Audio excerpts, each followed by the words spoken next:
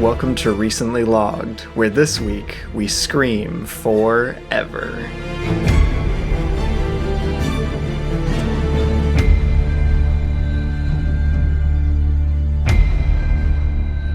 Take a little walk to the edge of town and go across the track. Hello, everyone. Hi. I'm Robbie. And I'm Micah. From the hit movie Scream 4. It's true. I think this might be the first movie we've ever reviewed on our podcast that features a main cast, a main character with your name. Well, he's not really like a main character, He's but a main character. No, he's got a lot of screen time. I would say he's a main character. But yeah, he has my name. He's got your name. Give it back. Well, I don't think you'll have to worry about it after this movie. Right, yeah, that's a fair point. But yeah, we're talking about Scream 4. Yeah, we're back. Week. We're back for spooky season. Yeah, our first official spooky season episode. If you guys missed it, I think it was last year. I'm pretty sure it was last year. We covered Scream 1, Scream 2, and Scream 3. Yes. And now we're back, and over the next several weeks, we're going to cover Scream 4, Scream, I couldn't count apparently, 5, and Scream 6. Yeah, I'm pretty pumped. Yeah, which we were excited to get back to. I always like talking about these movies, and I always like watching these movies. So. Right. My past Scream reviews, if you listen to those, my critical brain is kind of mushy. But I did have fun watching the movies. And that still stands for this one. Hopefully not as mushy brain as last season. You know, I feel like every season your brain gets less mushy brained. So you look back at each previous season. Next year, that's the hope. We're going to be talking about Scream 7, 8, and 9, which are all going to release in 1 year. That will happen. Right. And we're going to be like, man, when we were talking about 4, 5, and 6, we were dumb. But yeah, I'm pretty pumped. I feel like back, because we were like watching the Scream series for like the first time when we did the first 3 episodes last season. So now we like kind of have our like roots in being a Scream fan. Well, I think to a degree. I think that's a good thing for talking about 4, 5, and 6 in general, being that they're, you know, obviously they came out much later. All 3 of those were within our lifetime. Exactly. I remember the release of Scream 4, so I do not remember the release of Scream 1, 2, and 3. I would hope not. But yeah, I think it's pretty cool. I think we mentioned maybe last episode or 2 episodes ago, we went like dressed as Ghostface to Dragon Con this year, which is pretty cool. Which again, the implications with this movie were 2 people who have a movie podcast. Oh gosh. One of them named Robbie, the other one with long hair, and we dressed as Ghostface. It's funny. Of course, that day I ran into another Ghostface running around. So that was cool. We stared at each other ominously from across sides of the hotel. You know, it was funny. When I was like by the door of one of the hotels at Dragon Con, I was in my full Ghostface getup. I had my knife out and everything too. And there was this other Ghostface that walked up like right behind me. He had like a metallic mask. It looked pretty cool. Yeah. But he like tapped me on the shoulder. I'm like, whoa. You getting scared? I scared a surprising amount of people. I think I really, like, you got a lot of reactions. We're going to go off on a tangent about this for a second before we get into the movie, because I think it's interesting. But you got a lot of different reactions being dressed up as Ghostface. Like, some people would be like, yeah, scream. Yeah. Some people would just scream. I had a teacher stop me and be like, you were one of the, like, my students in my class wanted me to look for a Ghostface while I was at Dragon Con, awesome, and I got my picture with her. But there were kids at Dragon Con, a lot more this year than any of the previous years. Yeah. They've been trying to implement that in, and I think I scared so many children. That's so funny, I kept seeing kids, like, notice me, like, because, you know, when you're in Dragon Con, you're all walking through, like, big, long lines of there's people. a lot of shuffling through crowds. And, like, while the kids would be walking, like, holding their parents' hands, they'd, like, notice me and kind of, like, give me a scared look and kind of inch away, and I would just laugh so much. I was like, oh, no, I'm scaring children. You're scaring the children. The only child I saw while I was, like, in my Ghostface costume was also wearing a Ghostface costume. costume. That's funny. And he like waved at me. I was like, hey. One of the kids I was near, she literally said, and this is so funny, she was like, "Mommy, he has a knife." Oh no, my God. I was scaring kids so bad, apparently. Not my intended purpose. But yeah, point being, we're now Scream fans, well established, and we're gonna talk about Scream 4, which is arguably the most Scream villain thing we could do. So let's get into it.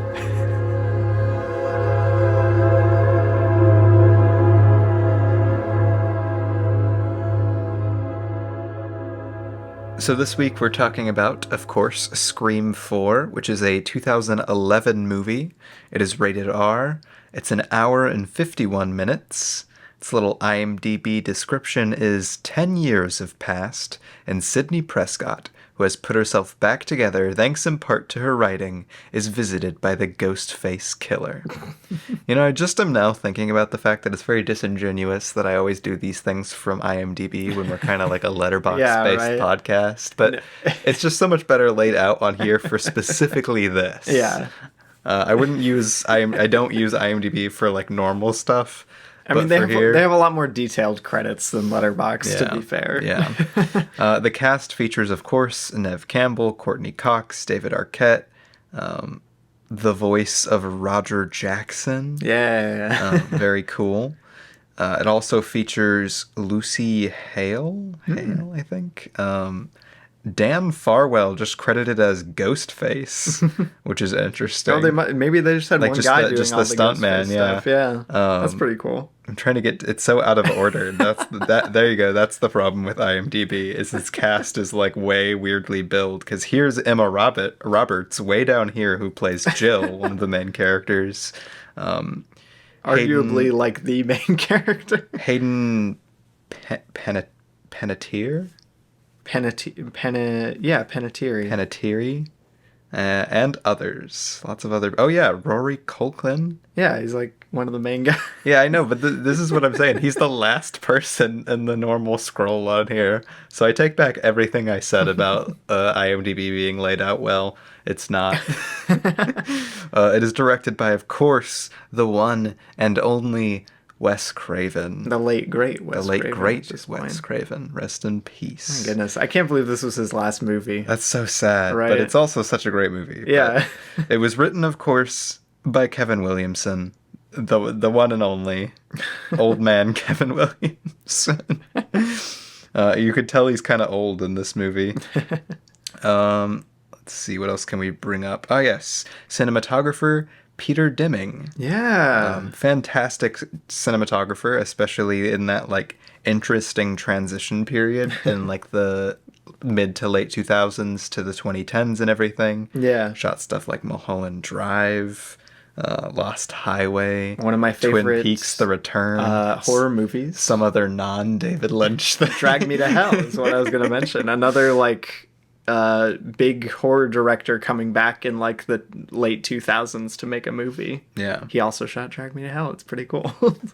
Definitely cool. Composer Marco Beltrami, yeah, I think is how you'd say it. Also a very great composer. I mean, he did like all the Scream scores. I was about to say he did 1, 2, and 3 as well. Yeah. But he's done stuff like A Quiet Place, Ford v Ferrari, Snowpiercer, Logan, Hellboy, and, you know, just a lot of stuff. He's a good composer. He did Scary Stories to Tell in the Dark. Aw, that movie's so cool.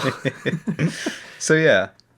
That's kind of what you need to know. I can't think of too many other things. It's a Scream movie. Yeah. Lots of the Scream team. I mean, we kind of alluded to it in the intro, but it did come out quite a while after Scream 3. So that's an important context note. Yeah, I was about to say, this was kind of originally conceived to be like a reboot, essentially. They were going to have their own trilogy. It came out 11 years after the last Scream movie, which is crazy. Scream 3 released in 2000, kind of capping off the trilogy. Yeah, you could say that. And yeah, so originally, I'll mention that too here now. I was actually going to mention that later, but I'll mention that here. That originally this movie was going to have a different ending. Spoilers for the movie, which, I mean, there's going to be more later on. But Sidney like, it was supposed to be ambiguous in the end, whether she lived or not. It was going to cut before the hospital finale, and we were going to have, like, another, like, Scream 5. Yeah. But not our Scream 5 that we have now, but, like, a Scream 5. I'm not quite sure what happened in the production to lead them to make that choice. Maybe like the studio just didn't have confidence. Yeah, I wouldn't bank a whole trilogy on Scream 4 being a big hit. Yeah, it was a completely different audience for the film. Yeah. It's very odd, but it did perform relatively well, I think. Oh, cool. It had about a $40 million budget and a worldwide gross of $97 million. That's not bad. So, not bad. Of course, Scream 6 lost money, so we'll probably not get a Scream 7. But I got to see Scream 6 in a theater, so exactly. Yeah, I count it as a win. But yeah, that's all you need to know probably about Scream 4 until we think about something else later, and we'll bring it up then. Yeah, but let's get into what we actually thought of the movie. Let's. So, Robbie, my co-host, brother, Ghostface partner. Wow. What do you think of the highly anticipated 2010 sequel to Scream 3? Was it highly anticipated? I don't know. Probably. I vaguely remember the release. My finger was not on the pulse of the horror scene in the 2010s. Oh, I thought you were about to be like, I didn't have a pulse in 2010. I was like, Robbie, you're older than that. But what do I think of the highly anticipated Scream 4? I think that it's likely the best Scream sequel. There are a lot of Scream sequels out there. Lots of Scream sequels. And this one happens to be like sandwiched between the two worst Scream sequels. The Screamquels, if you will. Yeah. So I think it's pretty cool. I like Wes Craven's direction on it a lot. I like the way it looks. Like, I love the way it looks is a better way to put that. Yeah. It's just shot with a really great, like, sense of space and motion. Pretty similar to the first movie, actually, is something I would really praise that one for, too. Definitely. It looks great, the lighting. I like the cast a lot, even the, like, quote, legacy characters, even though they're not that old yet. Work really well here. Well, yeah, they're not even. I wouldn't even call them legacy. Yeah, they're not legacy characters. They're still practically the leads. Yeah, of this one. They are the leads of this one still. You just have a lot of like newcomers as well. It's a big ensemble in this one. It's a very big ensemble.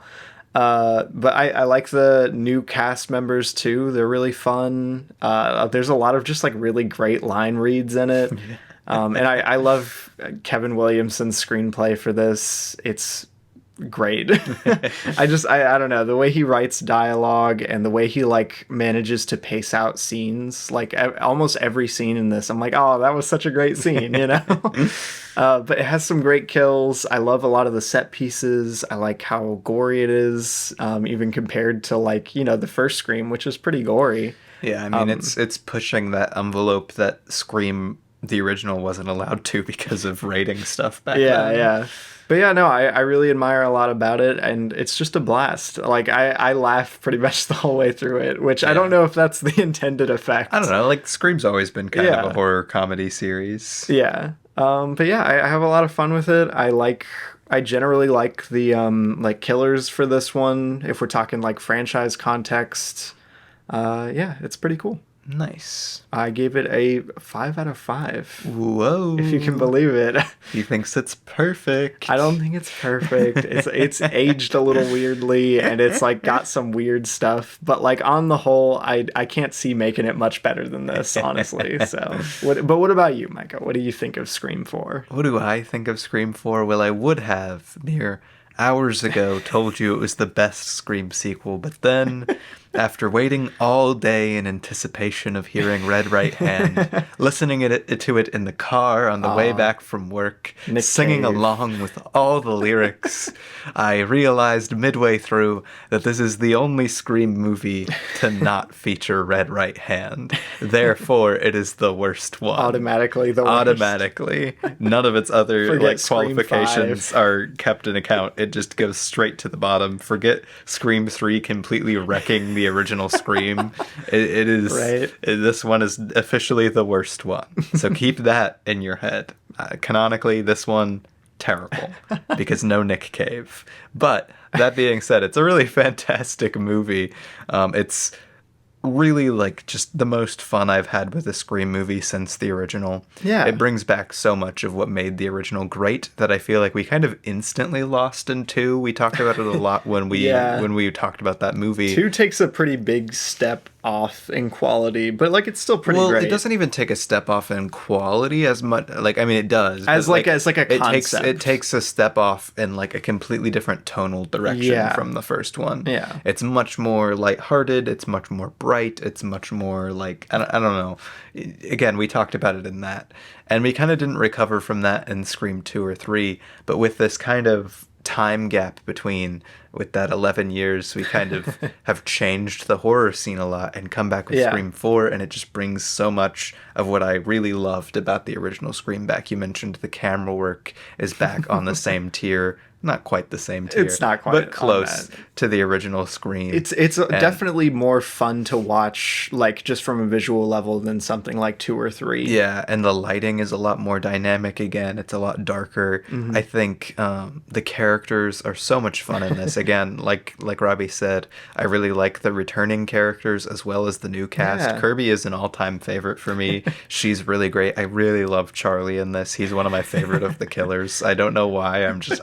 I don't know, you get one of the Culkin brothers in a movie, and I just really like them being like weird little guys who are killing people. Right. No, he was a really fun addition for this. That's the best thing. I think the biggest thing that I could say is like my just most surface level problem is I'm not a huge fan of Jill in the movie. She's never really worked for me. But outside of that, I think it brings back it kind of being scary again, which 2 and 3 aren't. It brings back the lighting and the grit and the real feel of Scream again. It's funny. I think it works pretty well in the context of the 2010s as a Scream movie, way more so than like 5 or 6 really do as 2020 movies. Yeah.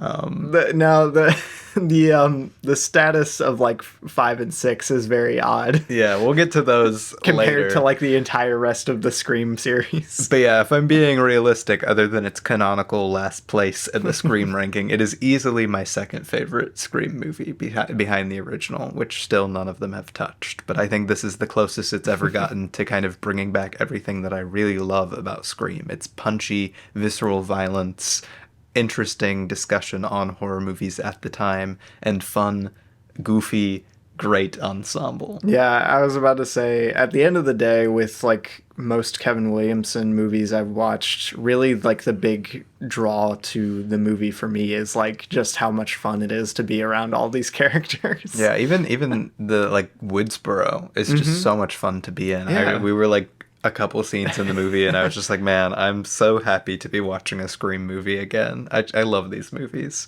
But I gave it a 4.5 out of 5. Which is a fair rating. Yeah, I think it's a more accurate rating than the 5.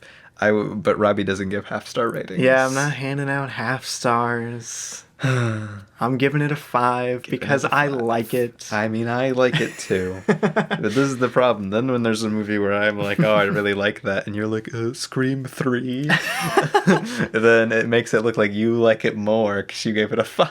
Did I give 3 a 5? I don't think so. I don't think so. Not. That would be a crazy take. I hope not. That would be what a did you give take. 3? You gave 3... You gave 3 a 4. Yeah. Again, I think 4, a half star off of what I gave 4 it. is as high as it should go for Scream 3. But do you have a question to kind of break us off into further discussion? Sure. I wanted to bring up like probably the main thing that bugs me about Scream 4 out of anything, and that's the like killer motivation stuff. Like I think the actual how it aged and everything. the actual Ghostface stuff in this movie is like kind of weird, but like it's not necessarily bad. I just wanted to know what you thought of it. Like the killing Ghostface stuff, or specifically like motivation character Ghostface like stuff? What's her name? Jill, I believe. Yeah, like Jill's character and like why all of the killings are taking place, that sort of thing. I think that's the weakest part of the movie. Well, I think on the whole, that's where you've kind of lost most of the Scream movies. I think Scream 2 had a fair enough reason for the Ghostface killers, but Scream 3 was already getting really laughable with it. Scream 4 is pretty rough. Scream 5 and 6 are kind of embarrassing with it as well. Maybe it's just my bias, but I kind of like the, like,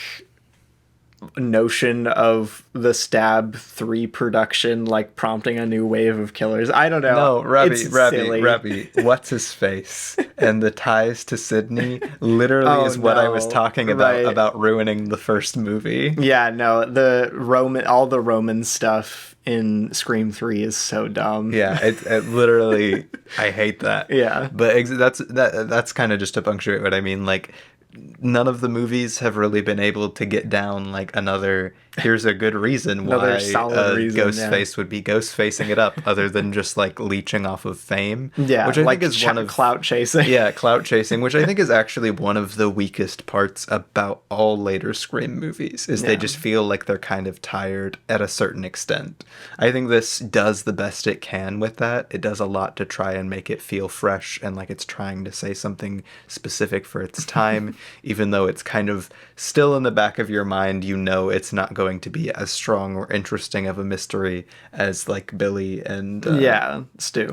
Yeah. Why did I blank on Stu? Fake fan, Micah. I just always think Matthew Lillard. So. Right. Yeah. It's, Billy and Matthew Lillard. So with that, Jill's motivation. I mean, Jill as a character, as I mentioned, is one of my biggest qualms with the movie. I really like Charlie as a killer, but I think he more fits like the 5 and 6 kind of realm of killer, whereas they definitely dig into like a very like old man 2010s viewing of the internet, where it's like, oh, the kids these days, they're all on that interwebs to get famous for no work. Yeah, I even conceptually, I do like 5's killer like motivation a lot better. Yeah, even though it isn't executed quite as well. You get some really goofy lines like Jill saying like, "I don't need friends, I need fans." I need fans, and stuff like that. Like that definitely feels very much out of the 2010s ideas that adults had towards the internet and its rise. Yeah.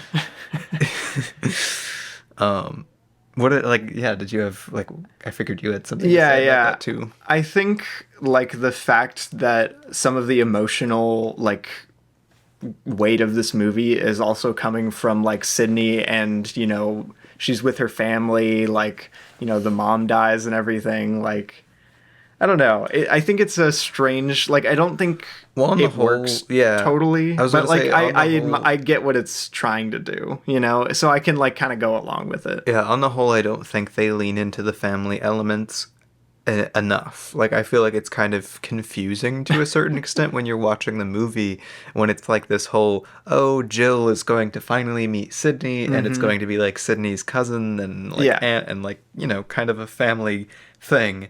But then they never really have many scenes together, and I thought that was kind of never funny, really get this connection. And we've never seen Jill outside of the beginning of this movie, and we never really see Jill living in the shadow of Sidney. Yeah. So it's like this weird thing where Jill's like, "Can you believe what it's like growing up with like being under your shadow, everyone being Sidney this, Sidney that?" And I think that's, again, one of the problems that a lot of later Scream movies have, where they're just kind of operating, again, only in the shadow of Scream. Well, the thing is, with a premise like Scream, like, in order to make a Scream movie, you can't make it too obvious who the killer is, so it also stunts your ability to set up the killer, like, as a thing. Which is why you need a really strong mystery to pair with that. Yeah. And oftentimes both of those things combined lead it to also not having a strong mystery. Yeah. And then you kind of get this weird, and I think, like I said, I think it's that way for almost every single Scream sequel, where just the ghost face itself is usually one of the weakest elements of this like story. Yeah. The best way they can do that is by making the mystery interesting, which I think it relatively is here. It is kind of cool, yeah.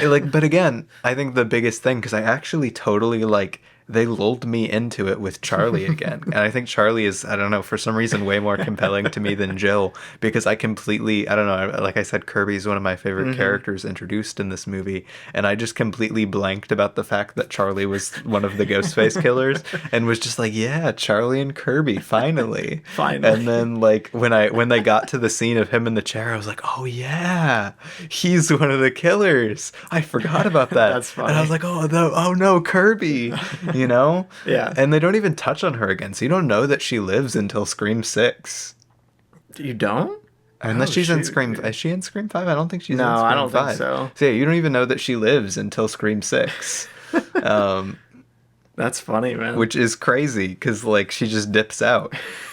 But... yeah, like... Oh, she is in 5. Okay, yeah. Right. I think she has, like, a small cameo or something. I don't think she's, like, in the movie. Yeah, I don't remember. It's been a bit since I've seen 5. Yeah. But... yeah, I think Charlie made for, like, even on a rewatch, just a really fantastic kind of Ghostface that I really enjoyed watching. He delivers on a lot of the mystery that I like, kind of tying him more into the cast of characters. Because, like, it's always like, oh, it could be one of the friends, but because the ensemble is kind of split up multi-generationally, most of what you interact with isn't Jill's friends. They get killed off first. Yeah. Like, her two best friends are pretty much, besides Kirby, are the ones to get killed off first, and Kirby isn't often, like, she's there with Jill a couple times, but because they're worried about Jill, she's mostly locked up in the house with Sidney, where she also rarely talks to Sidney. Like, I know that's probably to where, again, she can go do ghost-facing stuff, but she's not in the movie much, and doesn't really, like, so it doesn't feel like there's as much mystery tied around her character, because we rarely see her interacting with anything. Yeah. Part of it is like, oh, like, she's one of the friend group. And I know, again, they were going to kind of have her be the, like, way more so the lead of the next movie, so I could totally see that leading into a Scream 5 with Jill as the lead in a really interesting way. That would be so awesome, dude. But as is, it makes her, honestly, one of the weaker character elements of the story. Yeah. No, and like I said, I really do think that's Scream 4's biggest problem. Yeah. And it's not that big of a detractor for me. Like, it doesn't really stunt my enjoyment of, like, even the, like, kind of strangely drawn out finale. Like, I still think it's fun. Yeah, and, like, I don't think even having a bad Ghostface reveal and explanation brings down a Scream movie that much. I still like Scream 3, right, even though I absolutely despise Roman. Dude, so 3's finale is so much fun, even though Roman is the dumbest Scream character of all time. Ultimately, that's just kind of a vehicle for the rest of the movie to operate. And I think this movie is like operating on 4 cylinders otherwise. Did you have a question you wanted to ask? Yeah, I did, because I was very curious on, like, I didn't want to just ask, like, favorite scene or sequence. I was thinking about this while we were watching the movie. Do you have, like, a favorite kill sequence? Oh gosh, like one of a Ghostface attack sequence. I really like the police officer one. That one jumps to my mind pretty immediately, just because it's fun. Yeah. But I do like Jill's one friend in her bedroom and everything. Yeah. Like that's one of the I was gonna mention maybe that one of the best like kills in the franchise, honestly. That was actually gonna be my answer when I was watching this. I think that was like a super memorable one. Yeah. And it's I think the most gory kill easily in the movie. I think it might be the most gory one in the whole series, honestly. Right. But yeah, like the way it's framed, like the whole scene leading up to it, and like the editing, the score, it's a really great scene. Yeah, I love the whole I didn't say your closet thing. That's so great. Yeah. And like the Shaun of the Dead stuff leading up to it. And again, it gives you this great sense at the beginning of the film with Jill even that you're like in it with the friend group. Yeah. Even though that doesn't last very long. It's towards the beginning where I think all of that kind of dynamic works the best. Yes. And makes for a really memorable opening kill. Yeah. It's man. Again, yeah, some other kills of note. The cop one is pretty funny. That one's really fun. I'm trying to think of other good ones. Like obviously, I think most of the kills in this are fun. Yeah, I was about to say just about any kill in this is pretty fun. Robbie's death, I think, is very funny. Like But I think actually, now that I'm thinking about it, I think less characters die in this than most Scream movies. Yeah, no, a lot of it has a pretty low body stabbing. count. Kirby lives, Gale lives, Sidney lives. Like, a lot of people get stabbed and live, which is normal for a Ghostface movie, but not a ton of people. Again, because they didn't... Yeah, not a ton of people just, actually die. The way they're... Even What's-Her-Face, the deputy lady, lives. Like, they did, the way they weaved their ensemble in this one, I feel like locked them in a bit more to have as many expendable characters, which is why, again, I think Jill suffers, because the only expendable characters are, like, her friend group very quickly. You know, I think... Honestly, maybe the publisher kill is like the weakest one out of all of these. And even then, it's still fun. Yeah. Just because I hate the publisher. She's so fun to hate. Yeah, they make her so terrible. Yeah, so that's a very fun kill. And it's actually funny that you mentioned, like, you mentioned not during the podcast, but before we started recording, that you could see clear ties from this movie to... Drag Me to Hell, because when they were in the parking garage, I immediately thought of Drag Me to Hell. You know, dude, Peter Deming, that's his name. He shot Drag Me to Hell in 2009, so 2 years before this, and it literally it looks so similar during the car scene. Similar looking films outside of the very Drag Me to Hell is a much more digital looking movie than this. It's got much more of a sheen, but not in like the glowing film look of Scream 4. This movie is glowing, and I mean like actually glowing. Every light is like way blown out and glowing in a really cool way. It looks awesome. I think it looks great. It adds to that very dynamic lighting that I was mentioning. But I did want to mention again Robbie's death. Yeah, because I think that's hilarious. It's hands down one of the funniest lines in the movie. I think the lead up to it is a little slow, but it's a fun kill, dude. Yeah, it's just because it feels a little rehashy after Gale's attack being so similar. But oh, dude, when they open the door, he's looking at the phone. That's such a fun shot and such a fun idea for dude. There's so many great shots. The wind chime thing. I love the wind chime. Ghostface in the wind chime. That's crazy. This movie is shot impeccably well. The one.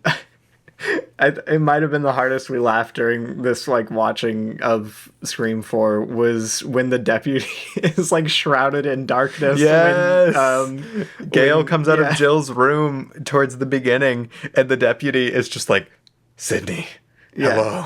And she's completely dark, and then she hovers. That whole conversation with Sidney and the deputy is the funniest thing ever. The deputy, that actress, her eyes are going wild this entire time. Greatest eye performance in the movie. Her eyes are always giving us something interesting. I will say, I kind of admire how easily the movie wins me over to the whole Deputy Gale thing, their whole it surprisingly makes it not annoying, which a lot of times the Gale stuff can the Gale Dewey drama can be annoying in a Scream movie. Gale Weathers is far and away my least favorite Scream character because she always gets the most annoying plot beats of the movie. Yeah, and it actually made me kind of sad to see you could clearly see the direction of her character from this leading into where she ends up in 5, and I'm like, oh. Yeah, 5's...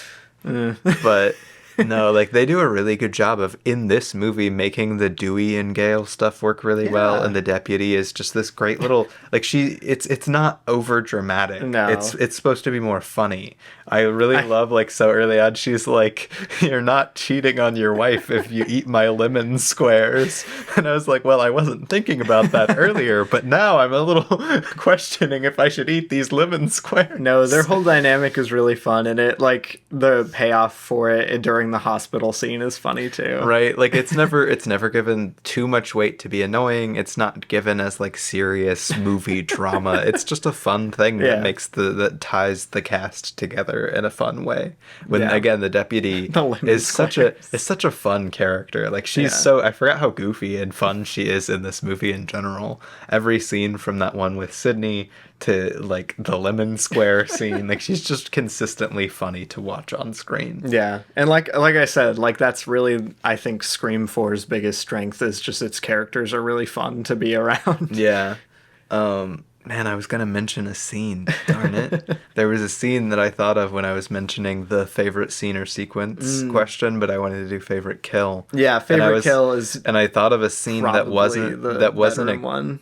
Well, I thought of a scene that wasn't a kill that I really wanted to mention, and now I've totally lost what it was. There's, like I said, there's a lot of, just about like every scene in this movie, I'm just like, man, that was a fun scene, you know, when it's over. One of my favorite scenes, especially the first time around, not knowing that Charlie was, like, one of the killers, was Charlie's like chair scene. I remember that being, and I still think it is one of the most gripping scenes to me personally in like the series. I think it's, again, one of the more like actually scary scenes when you don't know what's going on.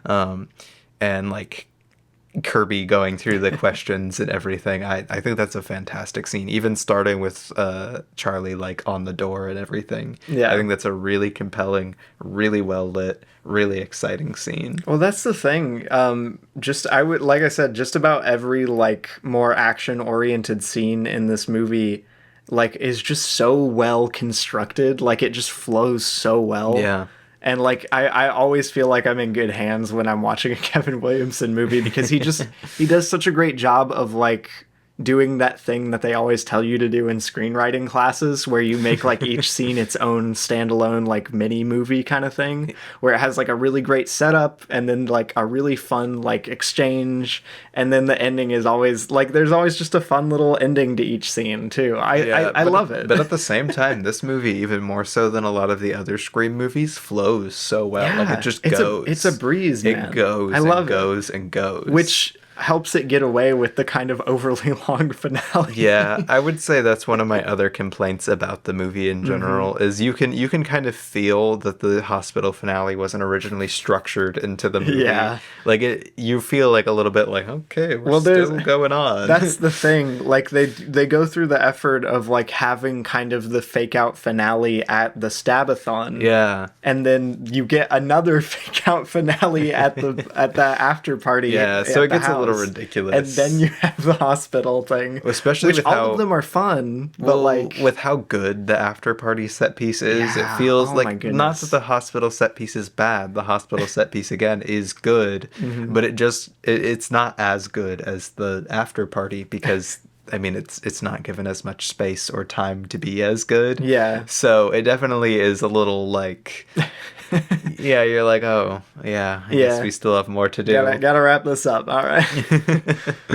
But yeah, no, I think I just love Kevin Williamson. I know he can be kind of like self-serious and self-indulgent, but I love him. I think his self-indulgence works best in the Scream series, though. I really love what he does with this stuff. Yeah, and I was actually, another question I was going to ask was, what did you think of some of the more meta stuff in this movie? Because obviously in Scream movies, there's always meta stuff. Yeah, I think the meta stuff in this is some of the best sequel meta stuff in the series. I was going to say, it's the time where the meta stuff doesn't overshadow stuff like other things about the movie that the movie has going on. Like, it's more there to make the world more interesting and more fun to watch. Yeah, I think it perfectly punctuates the kind of flow and fun that the story is going for. Yeah, I think one of my I love the opening of this film. It's one of it's one of my favorites of like any Scream movie.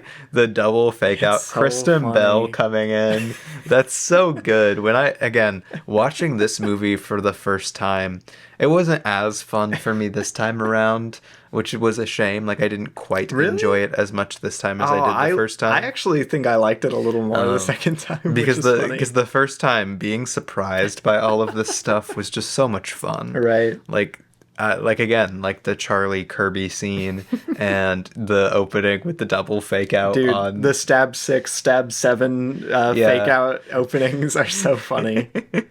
It's great. And again, it plays into it really interestingly for kind of being this weird sequel 10 years later kind of thing. I still think it's kind of hilarious that like Kevin Williamson like basically talks directly into the camera within the first 5 minutes of the movie. He's like, shut up and watch the movie, guys. Right. He's like, guys, I know it's dumb and annoying that we're doing another Scream movie. Shut up and watch the movie and enjoy. It'll be good. I promise. I think that's it's a major flex, and I can admire it. Okay, what do you think of like the meta stuff and kind of what it's doing? Yeah, like I said, even compared to some of the other like sequel explaining horror rule things, like I think even that scene like in the cinema club is pretty fun and harmless, and I like generally like the the social media thing kind of comes back into play, and like they're uploading all of the kills and everything. Yeah. And it's a bit meta, since like, you know, it's kind of an evolution of where video itself has gone. And the fact that Robbie's like streaming everything all the time. Well, I think again, one of the things you can look at with this is like what it's kind of intended to, looking at the context of a lot of horror films that came out around this time. Mm-hmm. And this was a really, really weird time for horror movies. And it actually made me think about it. Well, this is early 2010s. Or early 2010s, late 2000s as well. And it actually made me think about it, because seeing specifically the color of the blood in this movie made me think about like 2010s horror movies, because the color of the blood is like almost black in this movie, and that's exactly like the aesthetic that so many 2010s horror movies have. It was a really weird era. Slashers were not a big thing in the 2010s at all. There really wasn't that many. It was a very supernatural, gray, black blood, dark stuff kind of era. Which led for like these really weird digital kind of movies. I think of even something like A Tale of Two Sisters and stuff like that, which like it's just a very weird era of horror. 2010s? No, it's late 2000s. It's like, I think it's 2009. That movie is saturated to yesterday, dude. Yeah, but it's also like, it's got this really weird look to it. Yeah, it has a very 2000, like late 2000s look to it. I was about to say, and so many of its aesthetics and ideas as a horror movie are very interesting. You're getting into this thing with horror where like every movie was kind of just feeling like the same thing over and over and over again in the 2010s. I think the 2010s is a really kind of exhausting period. They mentioned the Saw movies at the time, which again were going for like Saw 4 and Saw 5 and stuff like that. And people were getting tired of just so many of the horror movies at the time being just like over the top blood and dark and weirdness. Yeah, for like no reason, basically. But again, like that's one of the things that, like you said, makes 4 work so well is Scream. Like the original Scream was kind of birthed out of that frustration, like horror fatigue back when the first one came out. Right. And now we kind of have like a new era of like postmodern horror that Scream 4 likes to poke fun at. Yeah, which I think is, and we'll get into that with Scream 5. I can't help but mention Scream 5 with this, which I think, because I think that's one of the big things where it kind of falls flat with what Scream 5 is trying to do, because it's not made within a horror exhaustion. If anything, it's made in kind of a horror revolution almost. Yeah, we're kind of in a new era of like a new resurgence of horror right now in the 2020s. Oh, absolutely. The past 2 years, dude.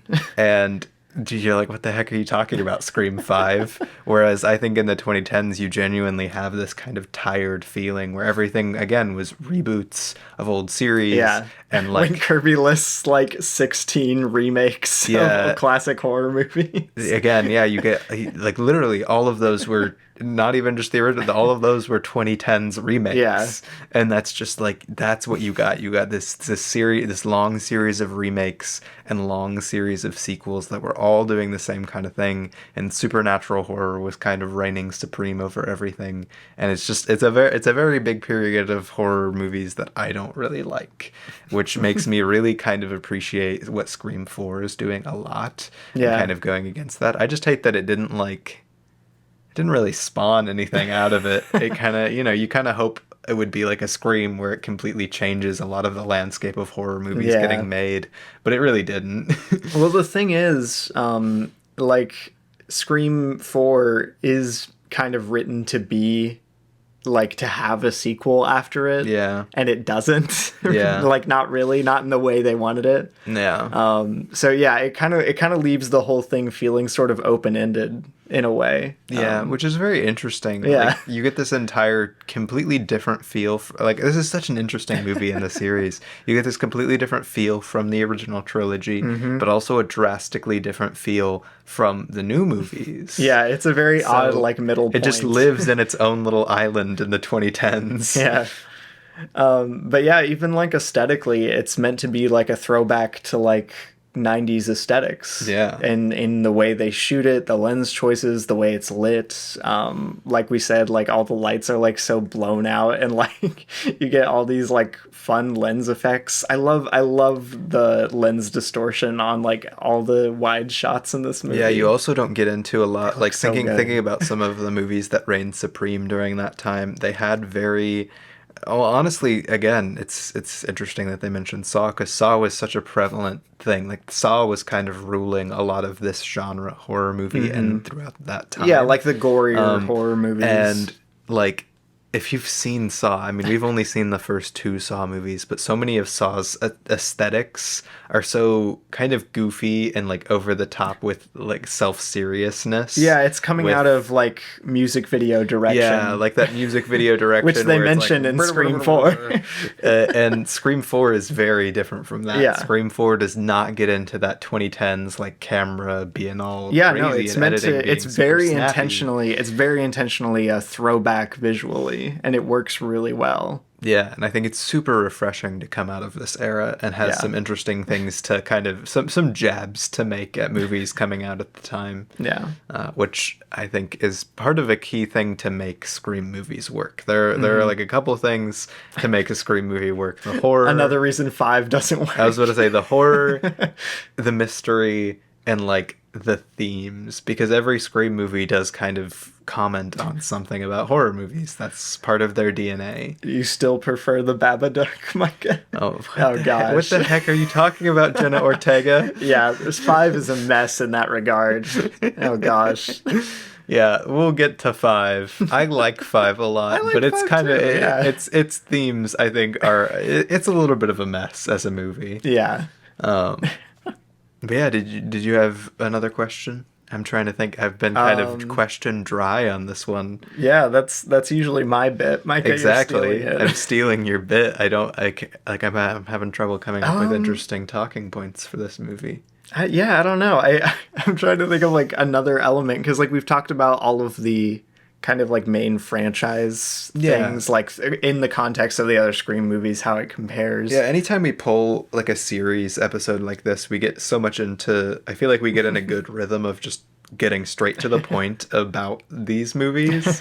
And, like, we talked about what I think are some of its biggest flaws. We talked about what I think are some of its biggest, like, positives.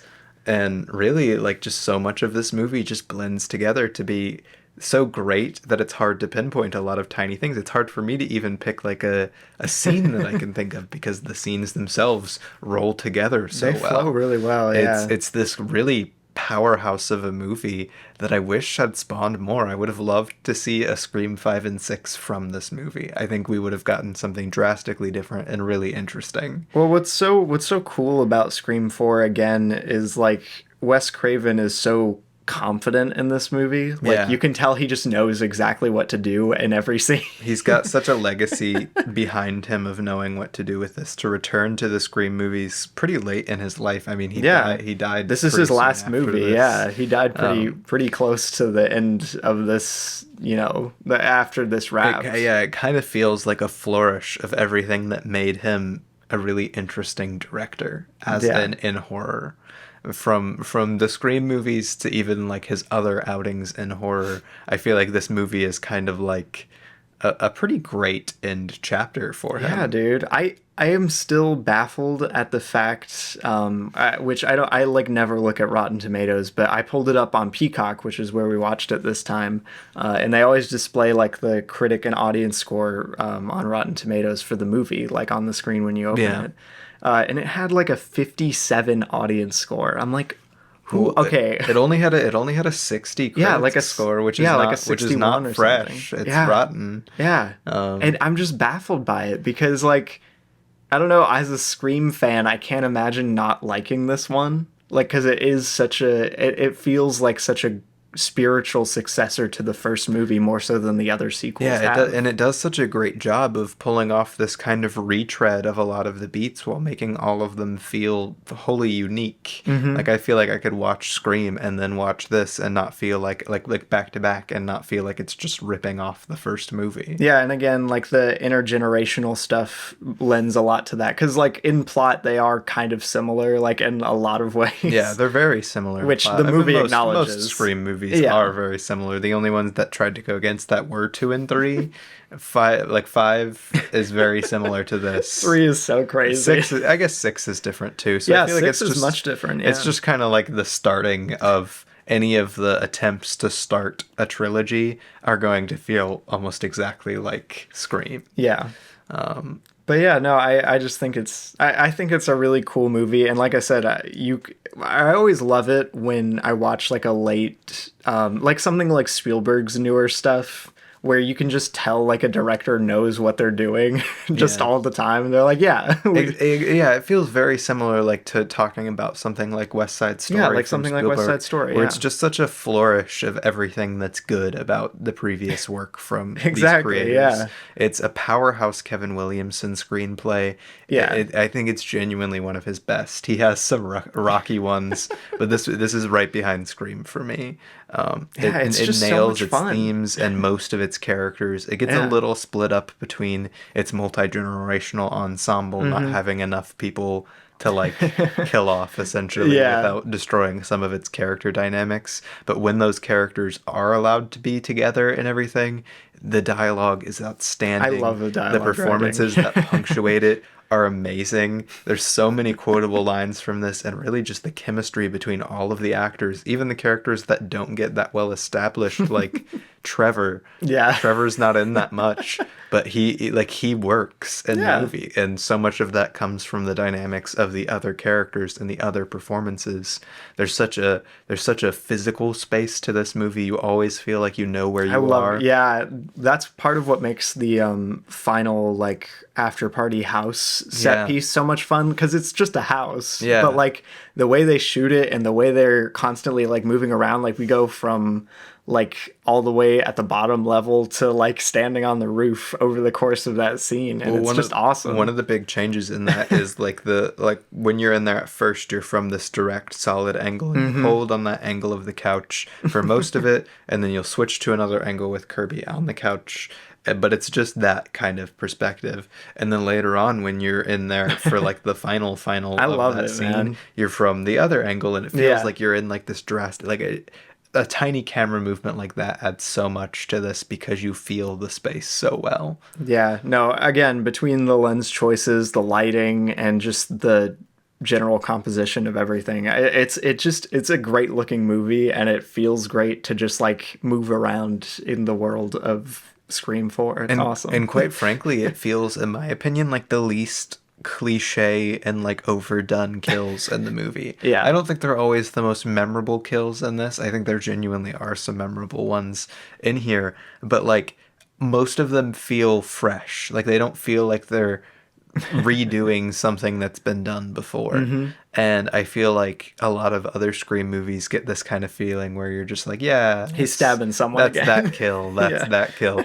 All of these kind of feel unexpected. They feel scary again. They're cool, man. Back when I first watched this, and I stand by that, this is the only the first scary Scream movie since Scream. Yeah, 2 is not that intimidating, and 3 is like almost a joke. Yeah, so I really appreciate what it's doing, and I mean, it has its flaws, but I think it's about as good of a Scream sequel as we can get. Absolutely. And again, I gave it a 5, and I would like probably defend it as the best Scream sequel, for whatever that's worth, because some people do not have a high opinion of any of the sequels, or any of like the post-trilogy sequels, you know? But I honestly believe that it's one of the strongest, if not the strongest, sequels that Scream has gotten over its 5 sequels. All of which, in my opinion, are pretty cool. Yeah, I love this series. I love coming back to it even, because it's been like a year since we've watched a Scream movie. Yeah, I mean, we watched 6, and we rewatched 5. Yeah, but like a Scream we hadn't movie. seen like a Wes Craven Scream movie in a long time. A true Scream. I don't know. Yeah. 5 and 6 have their own merits. I really love 6. They have a completely different charm to them. Yeah, I mean, they're very different, even in the way that 4 is much different than 1, 2, and 3. It still is a Wes Craven movie, and it feels like a Wes Craven, Kevin Williamson movie. It's awesome, man. they're like made for each other, you know? Yeah. We'll forever miss Wes Craven in the horror scene. Right? My goodness. Imagine if he did do Scream 5, dude. That would be crazy.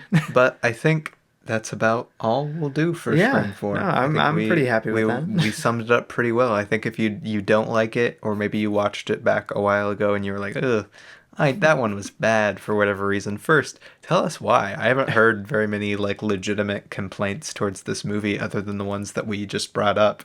So if you have like a legitimate complaint, send it to us. We're all over. Yeah. So I would love to hear it. Maybe we'll reference it in our Scream 5 or Scream 6 video when we get to that. But yeah, give it a rewatch is what I was gonna lead to. Try and view it how we view it. Change your opinions. View it the correct to way. Our opinions. Yeah. So you can fully agree with us and see that we are truly cinema masters. Yes, of course. That's the end goal with every podcast episode, actually, is just for you to agree with everything we say and never question it. Exactly. We are 100% correct all the time. Our opinions never change, and our only goal is to change your opinions. Exactly. Because your opinions are wrong and dumb, and we hate you. But yeah, that was our Scream 4. Let's talk about some of the other stuff we watched this week.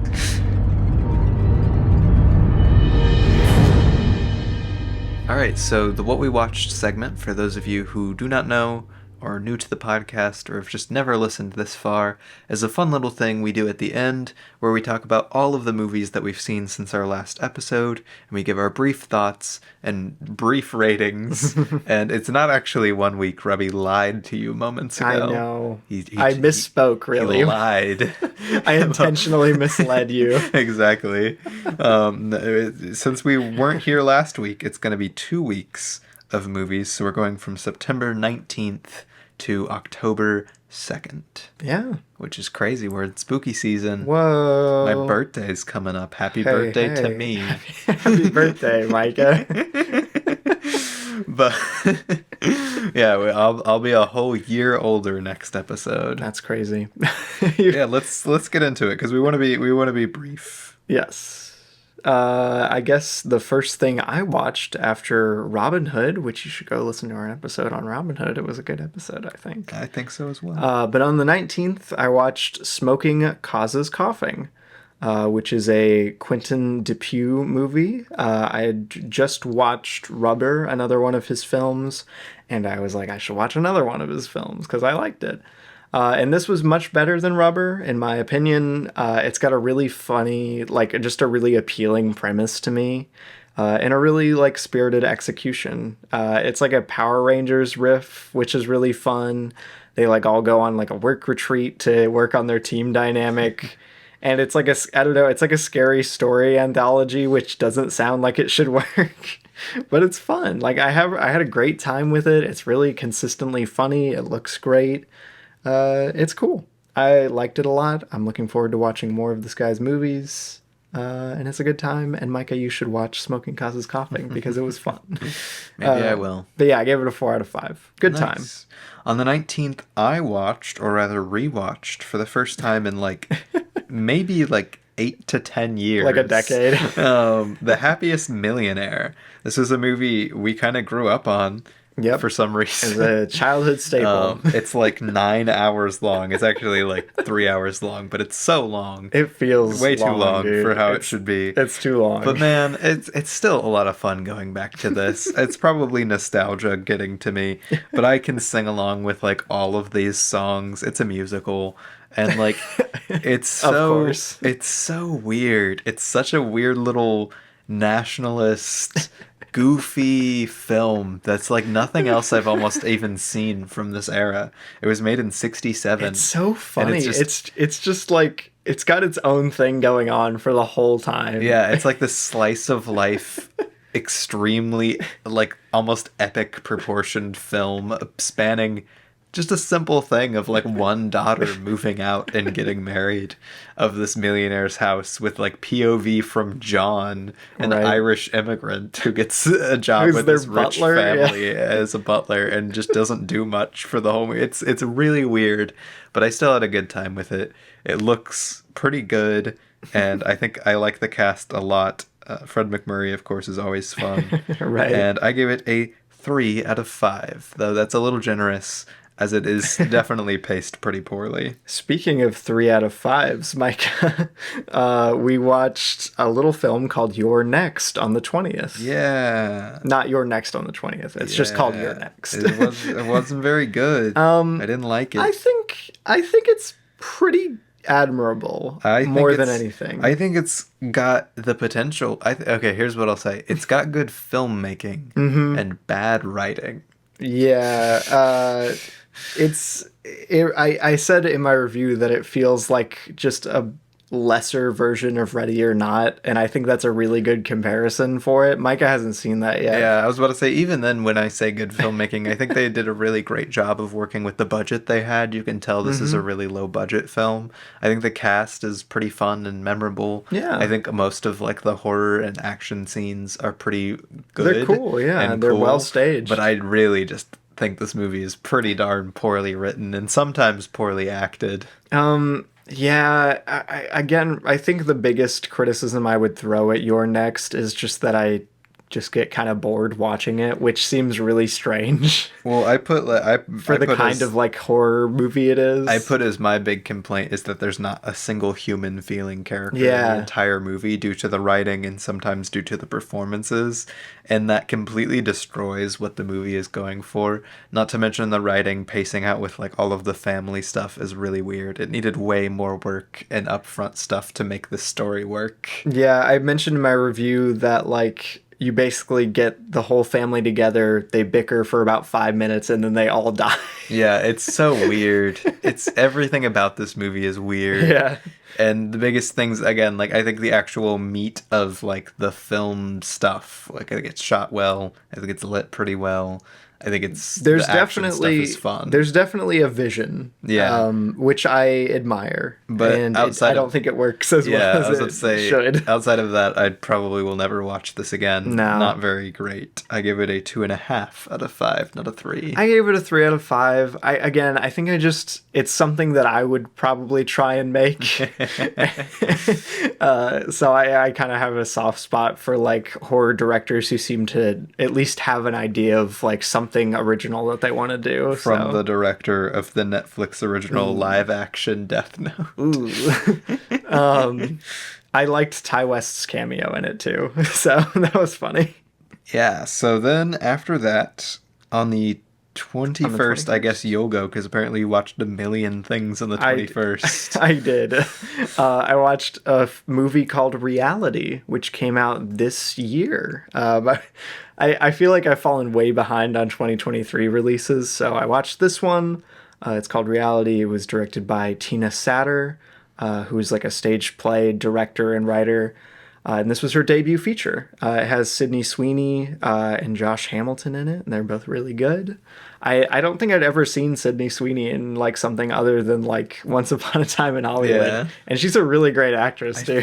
I know I've seen her in something else. Yeah. And I was like, man, she's really good in this. Yeah. But I don't remember what. But yeah, Reality, fun little thriller, like really good, like kind of one location movie, which is, not always easy to pull off. It's really well shot. Its stylistic flourishes are applied pretty well. And for someone like this being their debut film, they seem to have a pretty good idea of like how to use cinematic space well and like how to pace out your scenes and everything, which again, they write and direct stage plays. So it makes sense. It feels very much like almost like a '60s movie, I would say, where it still has like a lot of theatricality and like it has a good grasp on how to like make a scene interesting. So Sharp Objects, that's what it was. She's really good in Sharp Objects. Interesting. I forgot she was in that. But yeah, good blocking, solid movie. I would watch it again in a heartbeat. It was really fun. Nice. Reality, 4 out of 5. Nice. Good movie. And would you watch, Remy? Then I watched Wayne's World, which is a bit of a stylistic departure from reality.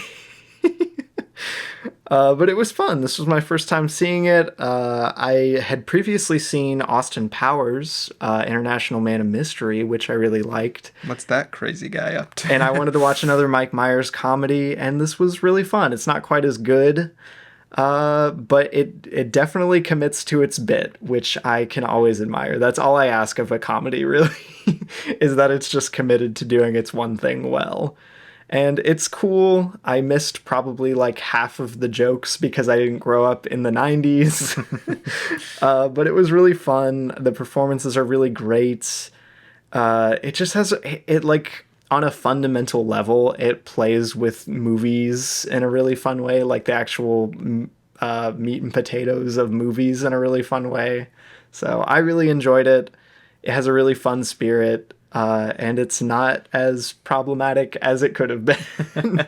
So I give it a big thumbs up. I gave it a 4 out of 5 as well. On the 21st, I watched Cloudy with a Chance of Meatballs. It was like my, 8th time logging it, which is not even all the times I've seen it. And I don't know, fun movie. What to say about this movie? It's so much fun. It's a classic for me. It's Lord of Miller. I grew up watching this baby in the theater. Yeah, and enjoying it ever since. And I don't know. It's got so many great lines, iconic scenes, iconic moments, great voice acting.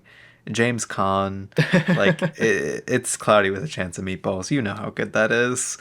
Go watch it if you don't. Yeah. 4.5 out of 5. Easy. Very cool. I also watched another movie that day. Yep. I double featured the first Wayne's World with the second Wayne's World. Wayne's World 2. You know what I was doing during this, Rebby? You know what I was Sleeping? doing? No, I was working.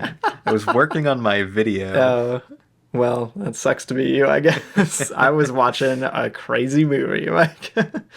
This is definitely zanier than the first movie. They took some big swings, and unfortunately it has a lower batting average when it comes to its jokes successes. It's a lot more referential to other movies, and just generally a lot crazier. And it ends up feeling a bit of a lesser experience as a movie. But it is fun. It has a lot of like really fun bits. I actually laughed a bit more, I think, at this one than I did the first one. But it definitely is a worse movie. I gave it a 3 out of 5. You know, pretty good. Nice. I think. Nice. Then on the 22nd, we sat down together. Wow. Like true brothers. In recently logged fashion. And watched Django Unchained. Oh, this was a rewatch for me. First watch for Robbie. First watch for me. If you have been listening to the podcast for a while, you may remember that I went on like a really weird Tarantino binge for a bit and just watched every Tarantino movie I could track down. Now I'm like showing all of those to Robbie. Yeah, I just watched Pulp Fiction for the first time like a couple weeks ago, and now I watched Django Unchained. Yeah, another one of what's considered one of his best. I mean, it's in the top 200 movies on Letterboxd, like highest rated movies. Yeah. For a reason, I guess. It's pretty fantastic, I would say. I think on rewatch especially, it's super fun to watch play out. I think all-time performances from pretty much everyone in this. Jamie Foxx is incredible.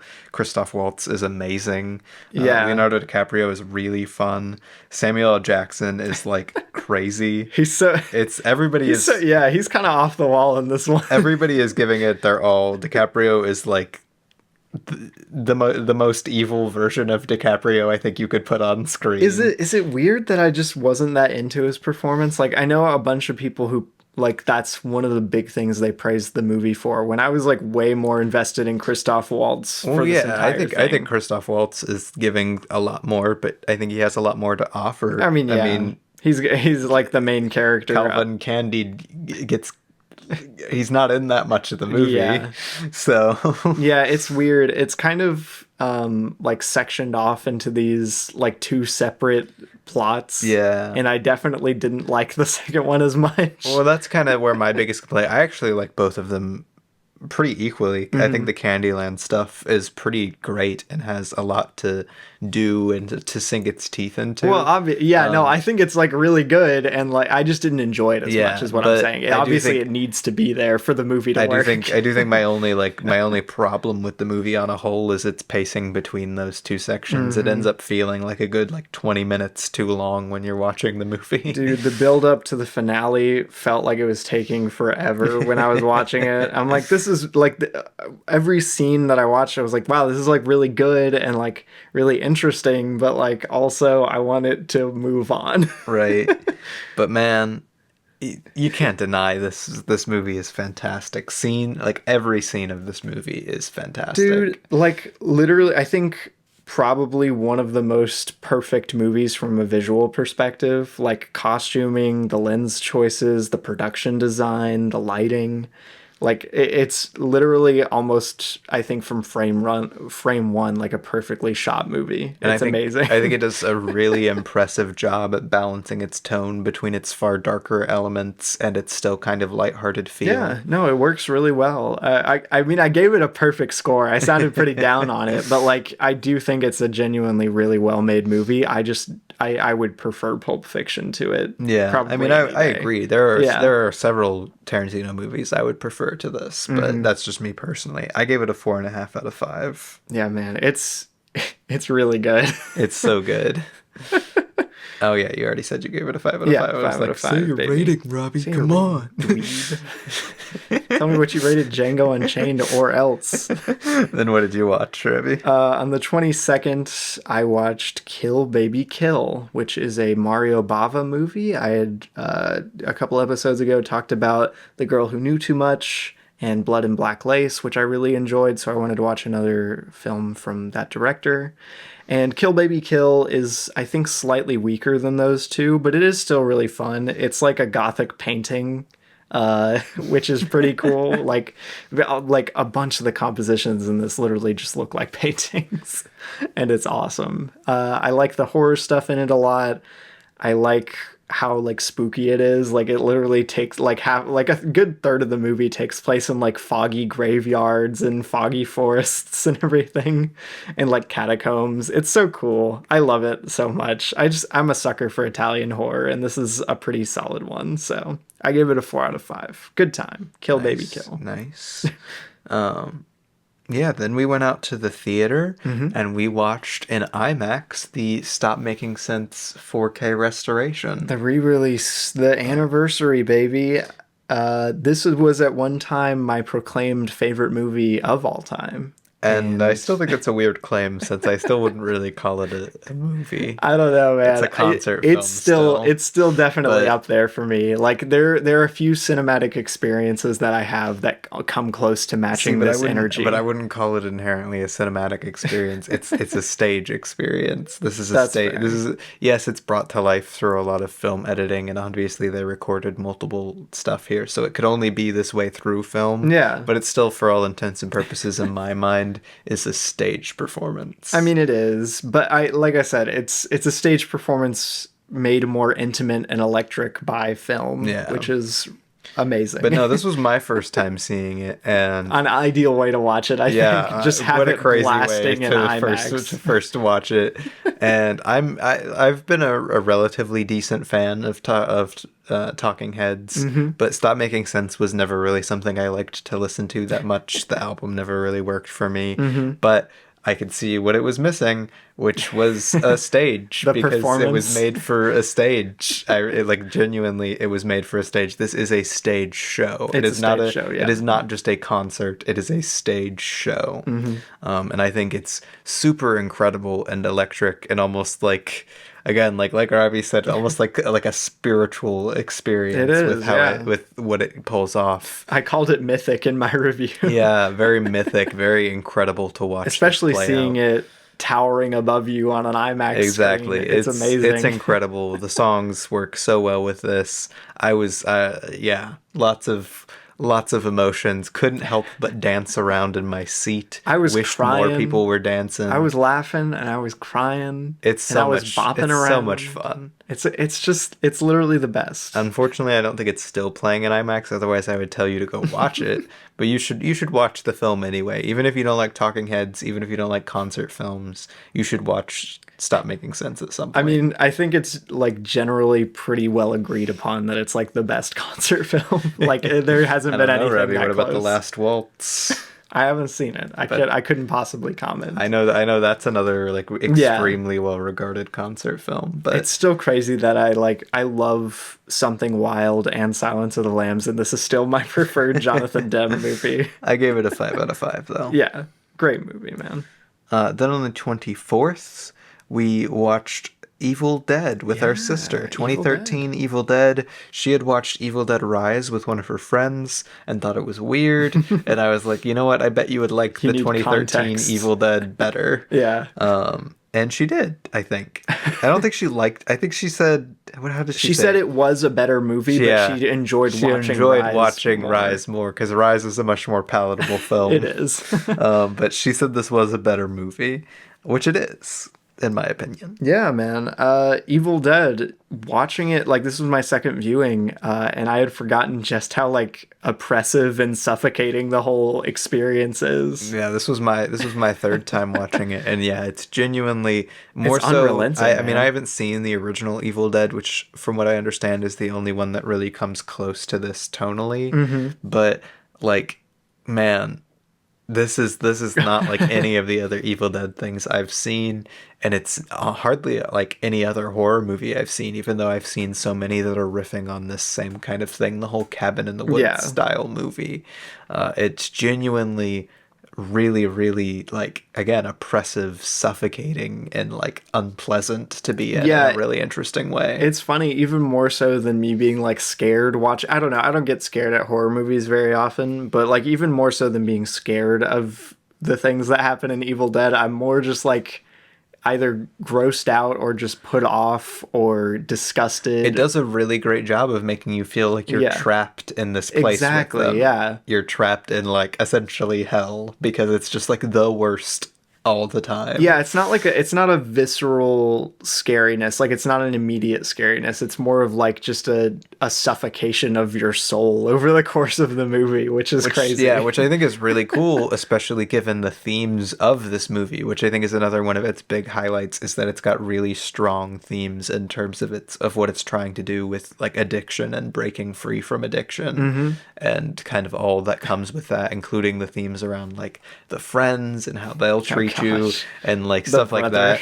The brother. There's a lot of really, really interesting stuff that it has thematically to say about addiction, brought to life through this extremely suffocating, but yet it's still really fun horror movie. Yeah, man. There's still so many, like, just amazing, like, there's so many great moments of gore, and, like, it's a good movie, man. I had honestly forgotten just how, like, how visually excellent it is, how great it looks, how great some of, like, the kills are. It's awesome. It's an awesome movie. Yeah, I gave it a 4.5 out of 5. Gave it a 5 out of 5, man. I loved it. Then on the 26th, I sat down and watched Birdman, or The Unexpected Virtue of Ignorance, or I should say we sat down and watched, because we watched it together. It was my first time seeing it. I watched it for, well, one, I just wanted to see it, but two, it was part of a little thing that I've been doing all year, where friends suggested me a movie for each month, and this was one of those movies suggested for the month of September. Hey. So I needed to watch it in the last couple days of September. Right. But I really loved Birdman as a theater man myself.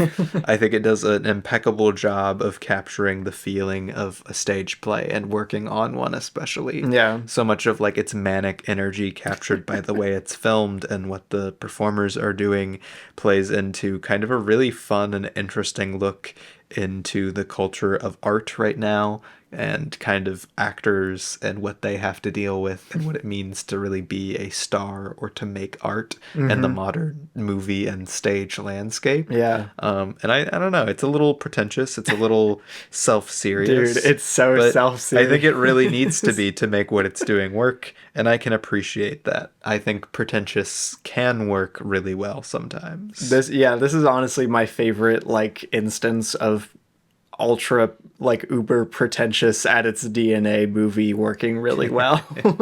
It's so well crafted and well performed. Like the cast is so good and the atmosphere is great and I love the score so much.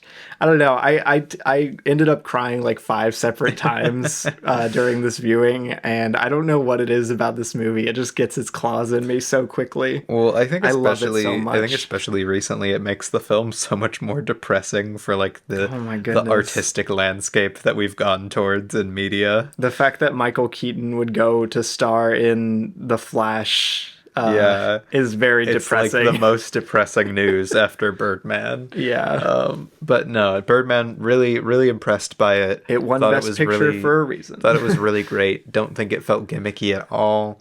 And it worked for me. I gave it a 4.5 out of 5. 5 out of 5 for me. Every 4.5 you hand out is a 5. Then on the 27th, we watched The Wonderful Story of Henry Sugar, the first of 4 Wes Anderson shorts to be released on Netflix in the subsequent days. Yes. And this was probably my favorite, but I feel like that's a little unfair just because this one is really... It has the most runtime. Yeah, it's and the biggest budget, probably. It's practically a feature in my mind. It works pretty well as one, and so I rated it as one, even though I don't normally rate short films. Yeah.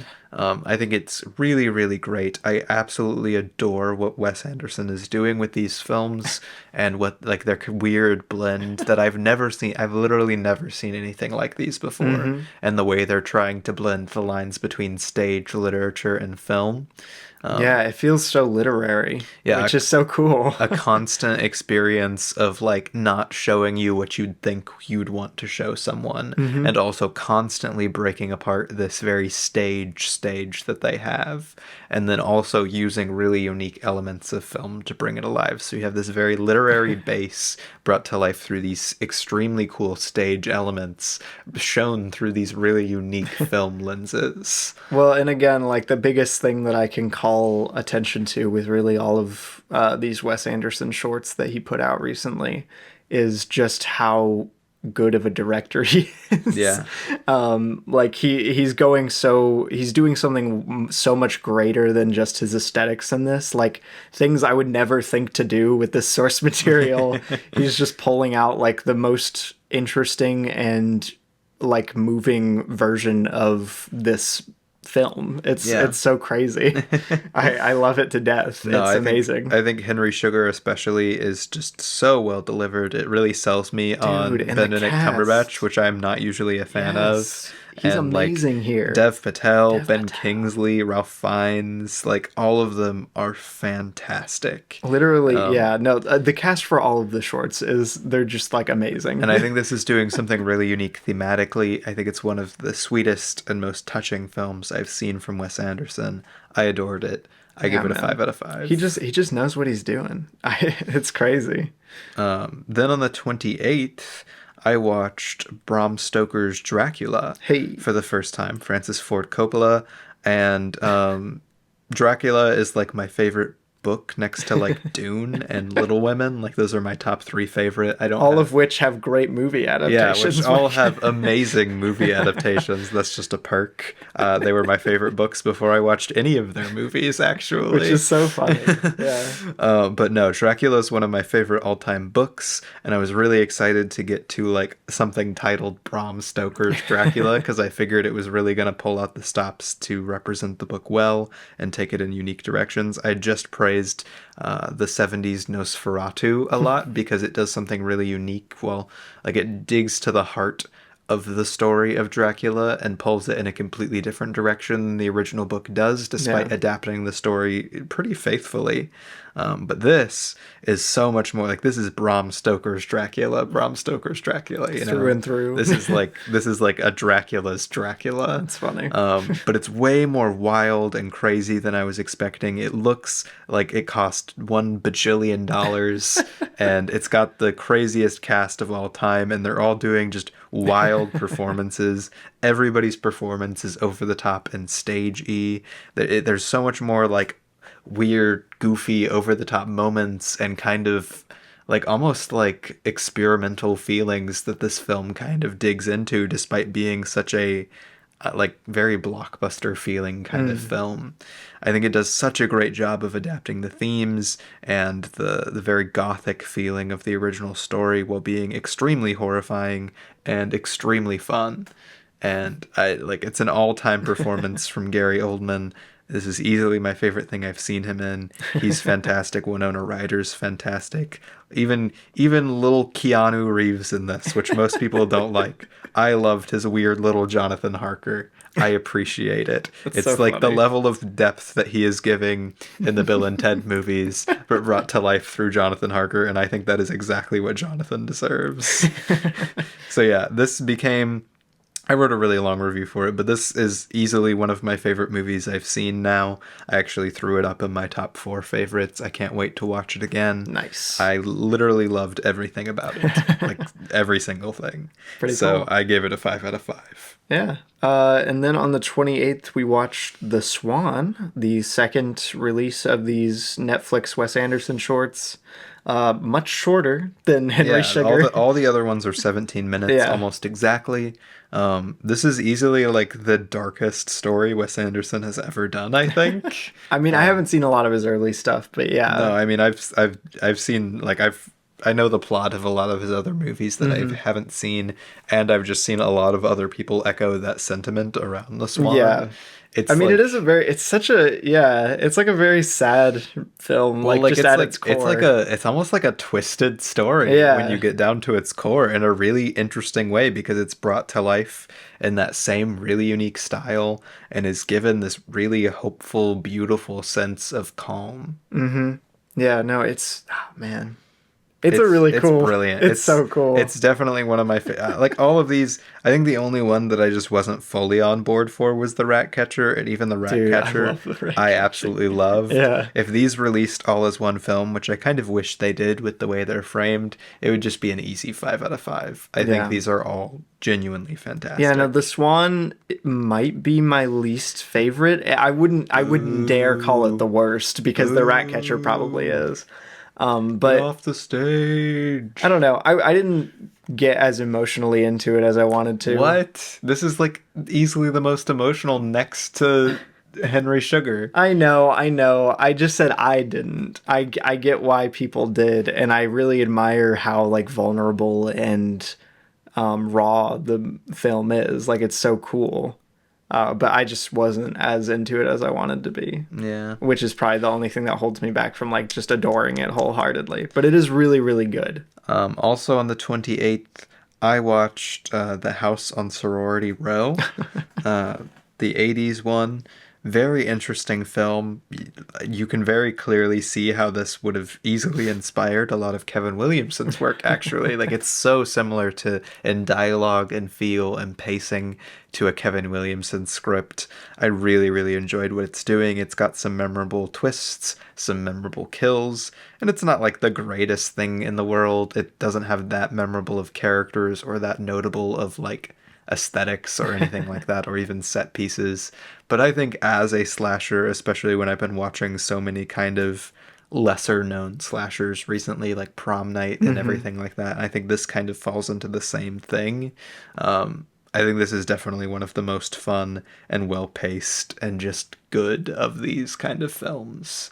So that was cool. I gave it a 4 out of 5. Yeah, no, I'm looking forward to seeing that one. It looks pretty cool. Yeah, and then on the 30th, what did we watch, Remy? We went out to the theater. Or at least I logged it on the 30th. We got back. Yeah, by the time we finished it, it was the 30th. Oh, was it? I don't know. I logged it on the 29th. We went out to the theater and we watched A Haunting in Venice. Yes, the next Poirot mystery from Kenneth Branagh. Yeah, he's doing his little French accent again. He's got his big goofy mustache. The mustache. I almost said mustache.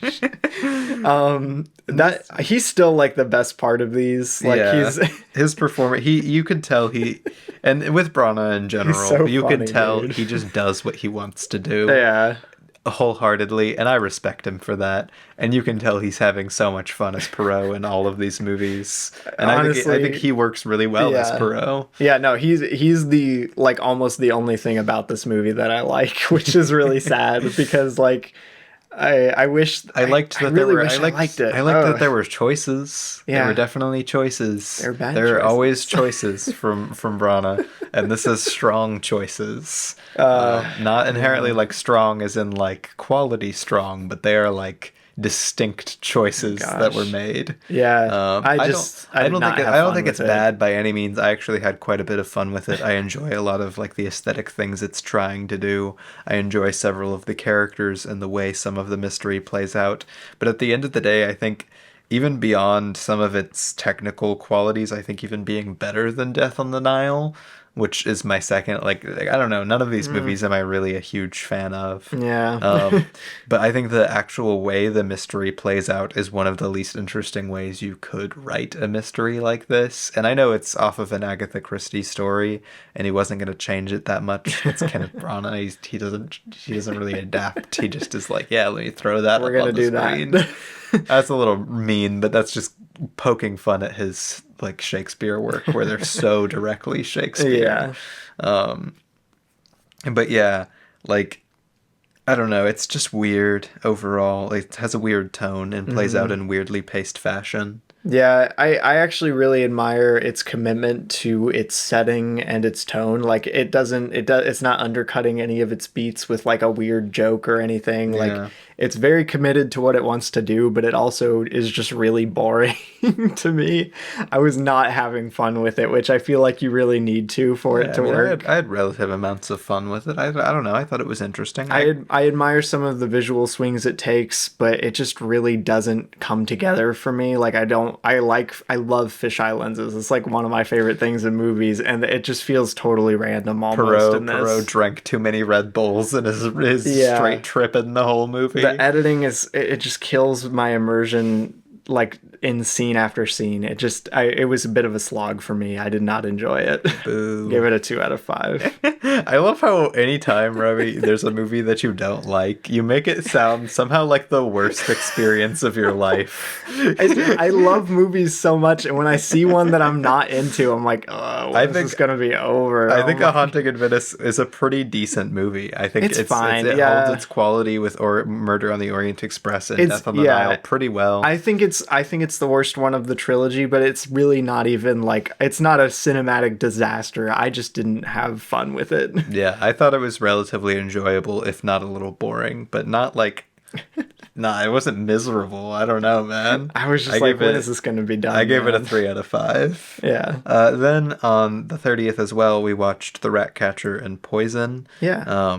Which, you know, I think The Ratcatcher we can talk about first, obviously. I don't want to spend too much time on them since I wrote a 1-sentence review this is so for long. it. So.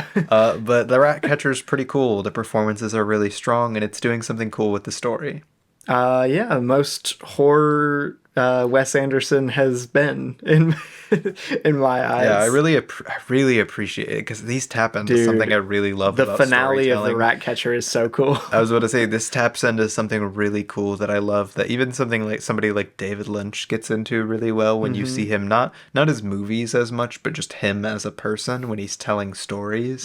The way he like I don't know, just the performance and the word craft behind this really. The very intentional like phraseology and the way things play out. It pulls you in such an intense way, which is very, very cool from being such a minimal film. Yeah, Ratcatcher, very cool. Wish we got a stop motion ferret. Right. The Poison is crazy. I love it so much. I do not know how he pulled this off. It's my favorite of the shorts, which is weird. It's so high tensioned and so engaging, and there's such interesting subtext going on behind it. Like by the end, with all of the characters and like the reveals and everything, it feels like this drastic like thing has happened, even though it was only 17 17 minutes long. Yeah, man. And like I mentioned in my review that Dev Patel's like facial expressions alone could have probably carried me through this. But like, again, Wes Anderson is just like an amazingly good director. He just knows how to make films that are engaging and interesting, and I don't know, this really does feel like the best version of what it is, which I is like the highest praise I can give something, you know? I could see a better version in it being longer and giving it more time to flesh out a lot of its characters and its themes. But for a 17-minute short, it's definitely gunning on all cylinders. It's about as good as you can do, dude. Yeah. I love it so much. Then on the first, I watched Videodrome for the first time. Whoa. I think it's like my third or fourth Cronenberg film, maybe third. I don't remember. Let me see. You watched Scanners. Third, yeah. So it was my third Cronenberg film. And it's crazy. I wrote an excessively long review about it and kind of why its themes personally connected to me in a lot of interesting ways. And I think it's got something really unique to say. It's yet again another movie where I'm like, I don't understand why people are like, oh, what did this mean? Like, what was this movie even about? Yeah. Which is one of the top reviews. I'm like, I don't know. I feel like it had pretty clear themes going on in it, but maybe I'm crazy. But still, it's a crazy movie. I'm really excited. The body horror is insanely fun in it, and it's just got so many great moments. It actually really sold me on James Woods, which he's not typically an actor that I like for multiple reasons. I don't like him as a person, obviously. Yeah. But like, typically I don't like him as an actor either. And this really sold me on like his performance. He's so good in this and really surprisingly likable, when that's usually the main thing that I don't like about him, is like he's just aggressively unlikable to me. So yeah, crazy good film. I can't even get into it right now. So I would definitely say go check out my review for it. I gave it a 5 out of 5. Very cool. After that, we sat down and we watched Talladega Nights, the Ballad of Ricky Bobby. For the first time. Yeah, my first time ever seeing it. Adam McKay. Yeah. Crazy film in like a weird way. I had seen The Other Guys, and that's the only other Adam McKay movie I had watched. I think I prefer this one maybe a little bit more. I don't know. There's things that bother me about both of them, but they're also both like kind of really fun. Yeah. Which is strange. I don't know. Very strange movies. My biggest thing is I don't think this movie goes for it plot-wise or joke-wise as much as it could. I think it's very dumb, obviously, and pulls off a lot of that dumb comedy pretty well. Yeah, no, it's pretty consistently funny. Yeah, I was about to say, through really good performances and great improv from a lot of the actors. But having seen something like Hot Rod, which this consistently reminded me of. Yeah, like Lonely Island stuff. It kind of disappointed me because I think Hot Rod is doing something far more memorable with it than this is. This one is committed to being like a broader parody of like this style of racing movie. Yeah. And like I really admire that because it actually works it into a pretty funny screenplay. Yeah. But it just feels kind of flat, like it's not anything more than that. Yeah, so it doesn't really come together in the end for me. Despite a lot of really fantastic like line deliveries and performances, I don't think its comedy is as memorable as it could be. Yeah, but it's still a really fun movie. It's a great time. Yeah, it's aged a little bit at this point, obviously. Of course, yeah. But it's really it's like really charming, even though it is a little scattered in some of its other qualities. I gave it a 3 out of 5. I also gave it a 3 out of 5. Then last night we watched Saw 2. Saw 2. And it was our first time watching it, and it was a freaking hilarious movie. What a bonkers film. Bonkers, goofy, stupid, dumb, weird little sequel to a weird little movie. Saw is a great thriller, and I liked it a lot, and Saw 2 was a really dumb movie. No, Saw 2 is like the weirdest episode of Criminal Minds. Exactly. Literally. The most unhinged episode of Criminal Minds is Saw 2. Basically. Take that as you will. Again, I wrote a pretty long review. I've been writing long reviews lately. Good. I wrote a pretty long review about this movie and why it's really weird and kind of dumb, and its character stuff does not work at all. Because not a single character is likable, and our main character pretty much, not our technical main character, but the guy who operates most of the screen time of the actual Saw plot is this really annoying, like, super muscular dude who's just like, I hate women and I hate other people and let me punch through this safe with my muscles. It's just not a fun movie to watch. The plot threads are both really boring. It has an A plot and B plot, and they're both dumb and boring. The A plot literally just sits there the whole time and does. Well, the thing. Okay, I'll say this for the movie. The thing that's really, really dumb about the movie, and I think makes both plots work, is that it fundamentally doesn't let anything about its plot play out. For some reason, its characters are determined to ruin the plot that seems to be there. Like the actual Saw trap, I think this time around is really interesting, and you could do something really fun. I think it's crazy that Escape Room pulls off this idea of a multi-room it does it way better than Saw 2. That says a lot. Yeah. Because the characters absolutely refuse to engage with it how it should be engaged with. Like, obviously, like, if you're in one of these situations, you're not just going to do all of the little sadistic games.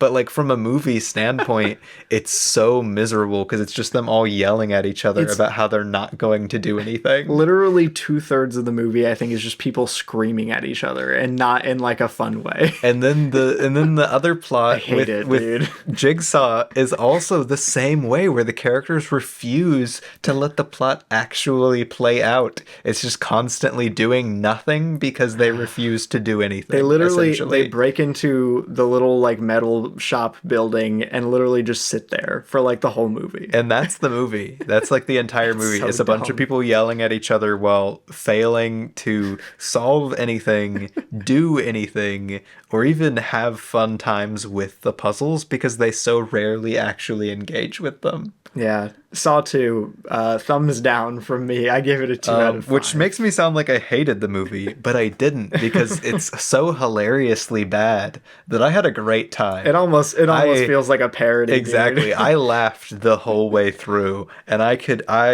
think it's a hilarious movie. I did not have as much fun with it. I gave it a 2.5. It's still pretty bad, but also I had so much fun with it. I will probably never watch it again. I don't want to watch it again. Yeah. But I had fun watching it the one time. There you go.